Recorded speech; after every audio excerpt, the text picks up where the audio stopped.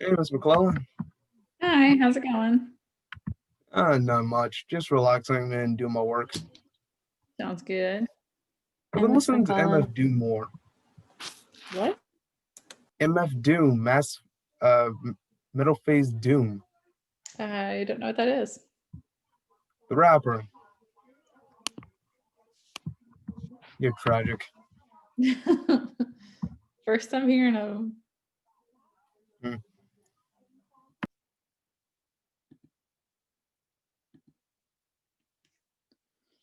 Let's see. Alyssa, whose birthday is Saturday. Yay! Yay! Do any of you guys have Mr. Bandiera? That's his birthday too.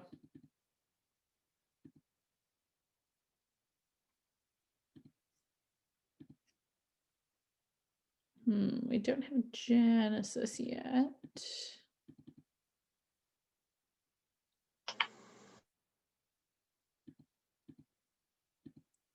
We're missing two folks. We'll give them just a minute to get in.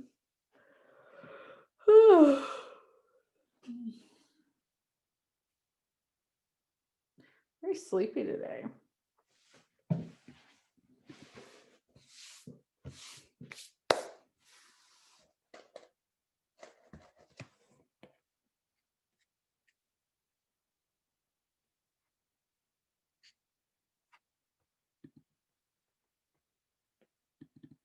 Okay, I can officially count them out since it's 3 minutes past.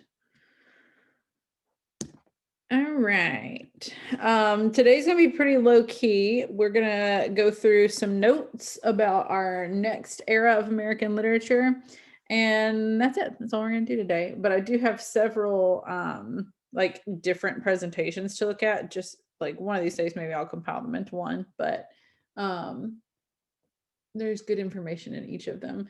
So one of the things about it is we're moving into realism, but I also might use the word naturalism a good bit because they're sort of the same thing. There's like a huge Venn diagram of realism and naturalism. And naturalism is sort of like an offshoot of realism. But I want you guys to know what the difference is. So I'm going to go ahead and share my screen. And the first thing I'm going to pull up is a recipe that I'm working on. Is this, which like this presentation I might give you guys at the end of the year if we do any kind of cumulative thing, because it's just got like, all the different eras that we've looked at. But realism, we're looking at like 1865 to 1914. That's not like a huge long time period, but a lot kind of happens during this time period in regards to literature. We talked about Romanticism, which came just before this, was really the first time we had novels or like really long works. So we're continuing on with that. We have some novels and short stories that use objective narrators. Realism has the word real in it, obviously. So one of the most important things about it, probably the most important thing about it, is that it really tries to be realistic about the American people. People are writing about normal Americans. It's not necessarily about like, something fantastical that happened. It's not about like upper class or anything, someone who like might have been kind of lifted up in past time periods. This is about normal people, and it's going to show like the really harsh realities of life. So we've got some nitty-gritty stuff in here. As a result of that, it's usually pretty pessimistic. Here comes Jenny. It's usually pretty pessimistic, and it's supposed to be because it's kind of meant to inspire change. Like if you look at things being this bad, you'd want them to change. And during this time period, fact is more important than feeling. And we've talked a lot of times about how, excuse me, like all of the eras kind of react to what happened before them.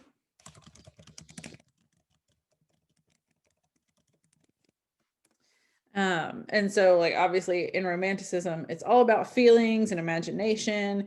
And then when we get into realism, that totally flips, and fact is a lot more important than feeling. Here comes Kate as well. Good. Those of you who are just coming in, I will go back when we're done and fix your attendance. Details are more important than plot. Sometimes there doesn't seem to be like a whole lot of plot in the books from this time period. It's more just like studying the people and like showing what their lives were like. I'm not gonna lie. Sorry. I said, I'm not gonna lie, realism doesn't seem so bad. Like you said, no plot. Well, that's real life. Like, there's no plot in our lives. Yeah, Like, exactly. Like we're not constantly going through like a buildup and then a climax and then a resolution. Like life just kind of does whatever. Y'all aren't going through that. Well, okay, for me, Some of y'all just aren't main characters, and because you know, okay, let me be more specific. Let me point and then this plot point and then this plot point. All right, let me say this. I Ooh. always believe everybody is their own protagonist in their own story. Everybody's their own. Me, I can be a side character in your story, or the annoying guy, or the guy that just robbed you in your. I hope Or not. I can, you don't even exist in my story. Hold on, wait a second. Let's not even assume that you do. But the fact is that even if we weren't going through ups and downs and woo-doo, blah, blah, blah, there's just no way that y'all just aren't going through ups and downs, blah, blah, blah, blah. There's just no way that y'all aren't. We are. that's life. Life is a, what I call it, life is like a lemon head. The way that a story go, I mean, I feel like y'all have probably filled out worksheets about this in like 7th grade. You have like exposition and then rising action and then climax and then falling action and then resolution. And life doesn't really flow that way. Life is more like just a constant series of ups and downs, but it's usually not like as smooth as it would be in a story. In fact, I remember reading this horror book one time that I loved. The like the main character in it was a writer, and he was like, life is so much more difficult than fiction, because in fiction everything, all the problems are solved, everything comes out even. In reality, nothing is even and nothing comes out solved. I was like, I like that. It's Hold up, for him, for me, my life is kind of even out. I went through some crap things. I did some good things. yeah. I did a just don't lot of understand how crap things. y'all aren't living in this main character life, because I am living in a main character life right this second. Like, A-okay. I think what is happening now, I should cherish it, because I know whatever is going to happen in the next month or two for me is not going to be good. I can already tell, because everything's just been going too well for me right this second. I just don't understand how y'all aren't living main character lives. And if y'all are living main character lives, why aren't y'all telling us about it? Because what the heck, you got it. All about our main character life. We have Like CC, if someone wrote a book on every last person at Allegro, some of the stories will be boring, a little tragic, or a little concerning. But that's what makes a main character. See, you just agreeing with the points that I'm making right this second. There's just no way Cece, that y'all I'm aren't living main that's character weird. lives. There's no Enjoyed way. weird stuff. Do you There's really no think I was my own main character? I feel like I'm a side character or some guy's messed up story. You are a side character, but you have to be living a main character life, obviously, somewhere at some point in time, right? I think if you're not the main character of your own story, it's probably an issue. Exactly. Have you ever seen the movie The Holiday? Yes. Yes. It's so cute, first of all. But when Kate Winslet's character is freaking out, and the old guy who's a screenwriter is like, everybody's supposed to be the leading lady of their own lives, and right now you're acting like her best friend. And I'm like, that's such good advice. Like, you should be the main character in your own story. Mm-hmm. Which is why I don't understand what you mean by we're not living in the main. Like, come on, we're all our own main character. Yo, It's just your choice that. to acknowledge it or not. Just saying. Just that life does not follow as smooth and structured a pattern as Like life comes at you, you can like die in an instant. That's my story. I just got here. You know? That's yeah. life. Life is so weird. It's so beautiful. It's like Lovecraft. It's like if Lovecraft and what the most beautiful in the world, what the most beautiful woman in the world right now. I don't want to say Kardashians, I just don't like them. I don't know. Did It's like Miss McClellan, I keep like talking about Kardashian and this. H.P. Lovecraft had a love child, and that's life. Can we talk about, I've been bringing this up in like every class I've been in because I just think it's so horrific and so unimaginable that it just has to be talked about. Kanye West and Kim Kardashian are getting a divorce because Kanye West got caught in bed with Jeffree Star. Do you know who that is? I didn't realize that was why. I hadn't read anything about that. I just heard they were getting a divorce. Yeah. I feel bad for Kanye, and God, man, you could have did If better. anybody is living the main character life right now, it's Jeffree Star. There's just no. I'm trying to. Zayn looked like he having an existential crisis over this because it's so amazing. Like, how does that even happen? How do you get caught by Kim Kardashian with her husband, Kanye West, and then, oh my I'm gonna bring up the God! question of, okay, I'm gonna bring this up. Why Jeffree Stars, man? Because Jeffree Star got money. That's what you don't understand. Jeffree Star got money, and Kanye West did the right thing. Because I know if we were all in that same position, we would probably do it too. We would probably do it too. There's no way you can't tell me that we wouldn't do it. I would Jeffree not Star sleep has in the same money. bed with a man that looked like he hadn't ate in 20 years. Money. That man is I don't give a powerful. crap. He pays me He money. has the history of George Washington. Like, he is so terrible as a human being, but he has money, and I think that's why Kanye did it too. It's for the money. There's just no way he didn't do it for the money. You can't tell me. Did Jeffree Star make contracts like, hey man, if you sleep with me, I'll Jeffree give Star you this? worked with, I think it was P. Diddy in his early career, and was supposed to be famous, and that didn't work out for him. And then he started in makeup. And then this is where he is right now, with sleeping with other people's men, and his boyfriend and him broke. Listen, Miss McClellan, I'm confused. I'm so confused. Yeah, I'm gonna have to look into it. I didn't know that was a thing. Yeah. I'm sorry, but I'm still can't believe like him. That man looked like all skull and Kanye bones. West is unimaginable. He's not a real person. That's a simulation. He's not a real person. Why would you be married to Kim Kardashian and you sleep with Jeffree Star? There's just no way Kanye West is a real person. These people aren't real. These people aren't real. I'm more These married people aren't real. to They're never Kardashian. real. This man's sleeping around with another dude. You're failing. I don't even care. That's another, like, that is not my concern part. It's the fact that it's Jeffree Star. Can we just still surprised like him? I need someone else who's incredibly eccentric. Yeah. I don't know. There's just, I don't. Okay, we gotta some notable authors from this period are Mark Twain, who's considered the father of the American novel. He wrote Huck Finn and Tom Sawyer. He wrote some short stuff too, and we might look at some, but I'm not gonna lie, I'm not a huge fan of Mark Twain. I just find him like hard to follow, kind of. I'm supposed to be reading a book of his for a book club that I'm in, and I just can't get into it. Even though I'm listening to it and the dude who plays Ron Swanson is reading the audiobook, it's still just like it's not my thing. Willa Cather and Kate Chopin, who we probably will look at least one of Kate Chopin's.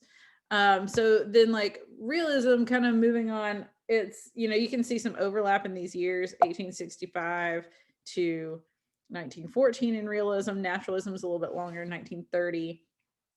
And it's kind of a sub movement of realism.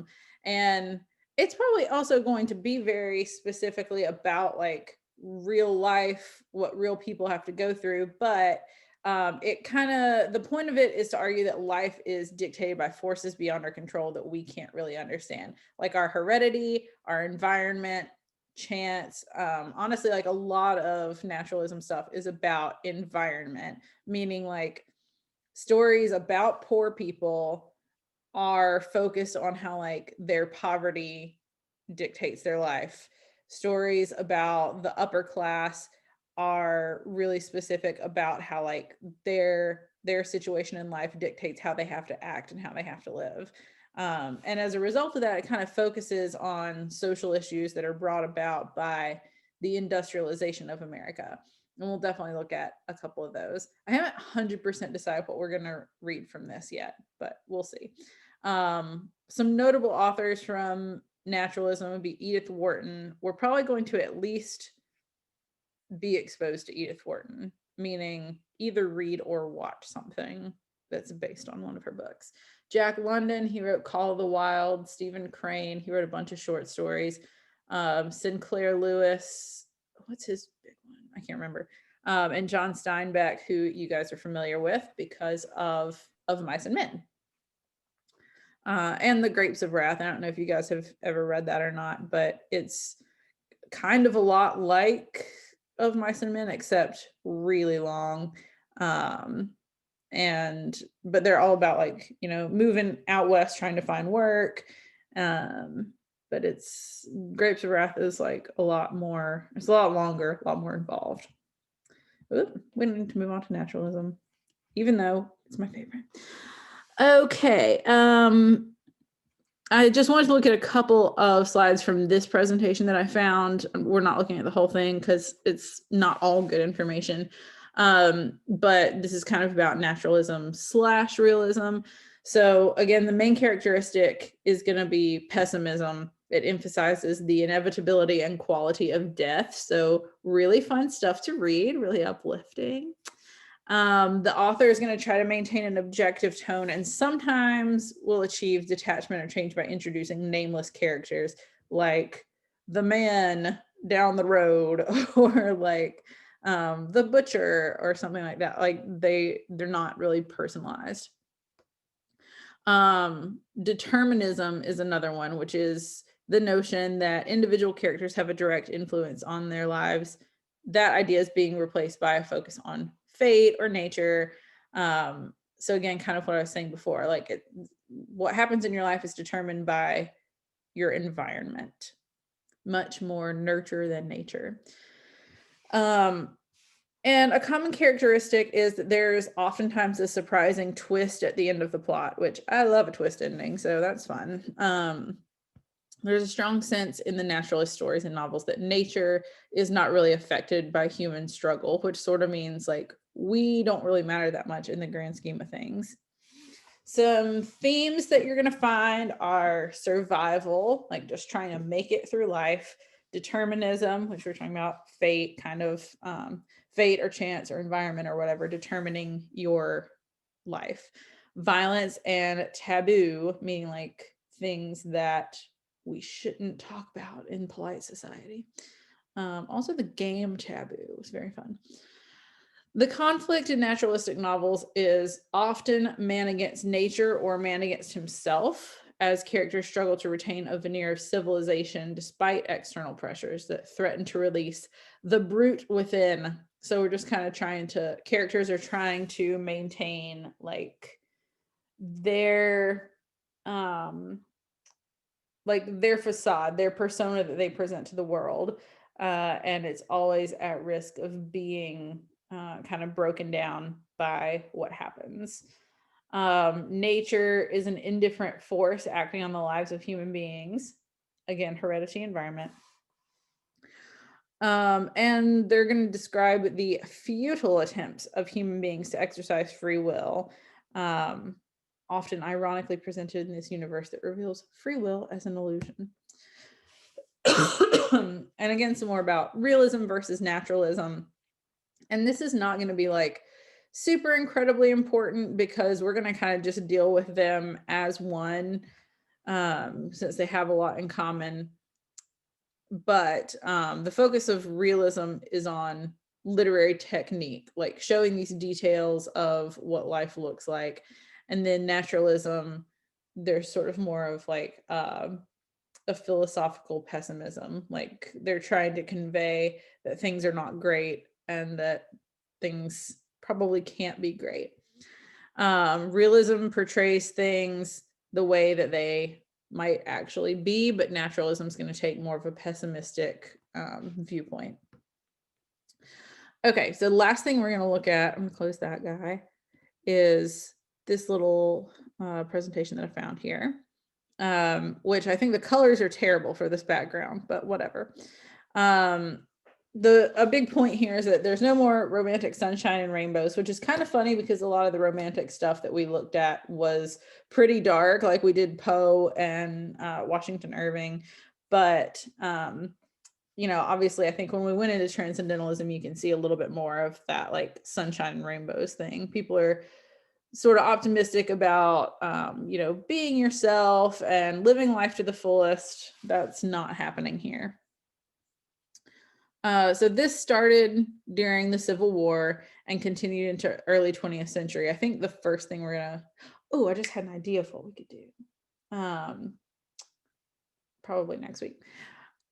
It started during the Civil War, and I think the first thing we'll look at is a short story about the Civil War, and continued into the early 20th century. Obviously, it's a huge contrast to Romanticism and Transcendentalism, and it's a fertile literary environment, meaning there's a lot of stuff being produced. People are reading a lot. Part of that is because there's a rising middle class during this time, which means more people are literate, which is great. A lot of this pessimism is a reaction to all the suffering that happens during the Civil War.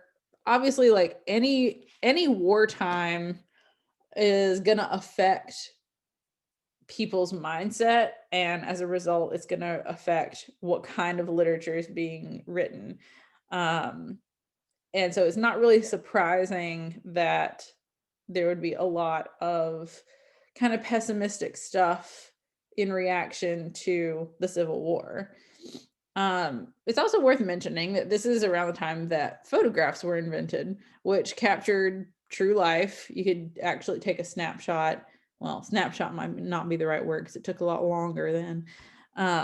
But when you can actually see a picture of what people are really doing and like what life is really like, it becomes a little bit easier to say like, let's write in that kind of realistic way. Let's basically write a snapshot of what life really looks like. Like I mentioned, there's increased literacy and democracy. So the public are really hungry for truth and awareness. People are wanting to read and consume literature that helps them understand what's going on in the world. There's a lot of like abolitionist and post-slavery stories, which is like obviously a huge dark side of America.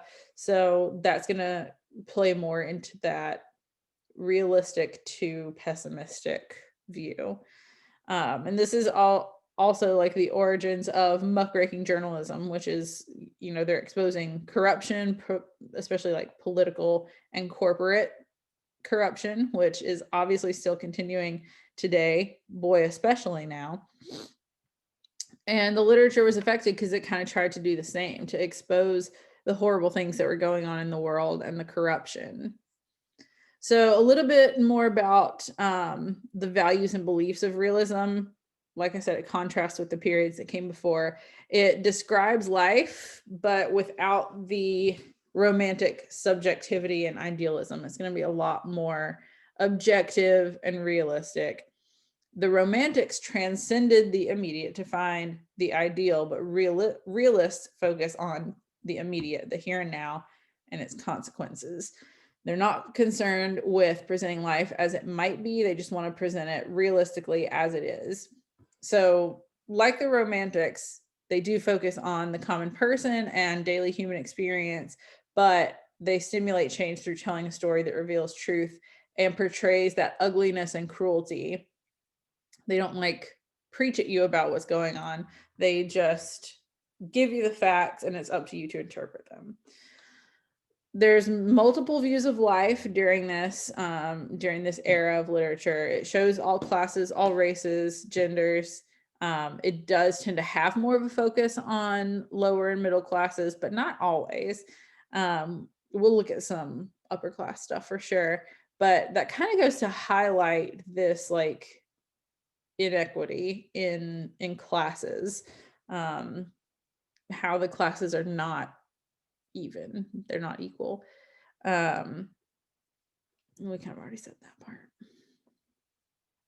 So some stuff to kind of keep an eye on is that characters are usually going to be the product of social and environmental factors. Again, often poorly educated or lower class, but not always. They're going to give you a lot of very minute details. And again, like the plot is going to take a backseat to that. They would rather show you really involved, intricate details rather than like trying to accomplish a lot of plot.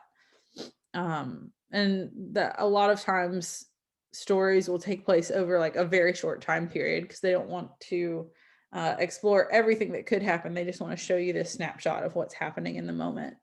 Settings are usually familiar to the writer. Mark Twain wrote about South a lot because he was from the South, Mississippi, I think. Edith Wharton writes a lot about New York. That's where she lived. The character is also more important than the plot, just getting to know the inner lives of the characters.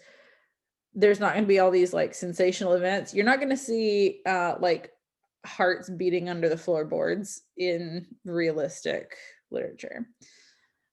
It usually uses the omniscient point of view, meaning third person kind of shows what's going on with everybody, but that's also not always. It's not going to be particularly like flowery, elevated language. It's going to try to replicate the way that people actually spoke at the time. Sometimes the tone will be sort of comic or satirical, which, you know, might not be what you'd automatically think about if you know that you're going to read a pretty like a depressing story. But, you know, it's kind of just a thing to help lift the tone a bit. A lot of the stuff that you'll read about would seemingly be ordinary or like uninteresting characters, but they're trying to like extract the full value and true meaning of this stuff. So simple stories are going to be a lot more complex than they appear at first. Realistically conveyed sexuality, both in its dark and light sides, meaning we probably would not have seen a whole lot about like I don't want to like spoil anything that we're going to read, but everything we have read so far, it's just as far as like romantic emotions, it's just been like they were in love and that's it. Like none of it's been too complex. Regionalism, very important. Focuses on a small geographical area in an attempt to reproduce the speech and mannerisms. Mark Twain is a huge one for that. He will he writes basically in a Southern accent a lot of the times, which is sort of annoying. I feel like we already said that. Okay, so naturalism is a branch of realism. They think that specific laws control life. It's heavily influenced by Darwinism, like survival of the fittest, natural selection. It's going to be darker and more fatalistic, playing back into that like determinism thing. We're determined by fate, not by choice. Whatever hand you're dealt in life, that's just what you have to deal with. Your lives are governed by heredity, instinct, and passion. Forces beyond a character's control restrict attempts to exercise free will or choice, and it's more negative than realism. That's just sort of more of an example of some famous authors, several of which I've already mentioned. We'll read some of those, not all of them, but that's pretty much it. Any questions about this or like thoughts before we get into anything tomorrow? Okay. Well, we have plenty of time left. We have like 20 minutes left, but that's all I have planned for today, and we got through it quickly. So I'm good with letting you guys go to lunch early. See you tomorrow. Alexis and Alyssa, do you want to do a Zoom? 'Cause I want friends today. I feel like I should have friends today.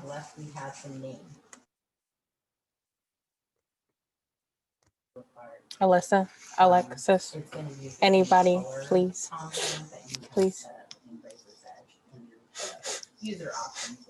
Alyssa, Alyssa, Alexis, Alyssa, anyone, please, please, please.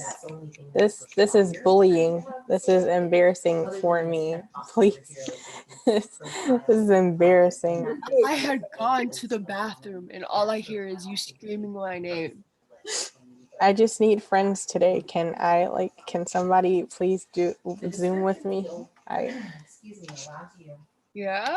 Okay. Alyssa. Okay. She's dead. Don't mind her. Okay. Okay. Well, okay. Well, I'll set it up. I just need friends today. Okay. Not feeling too well. Okay. All right. Bye. Yeah.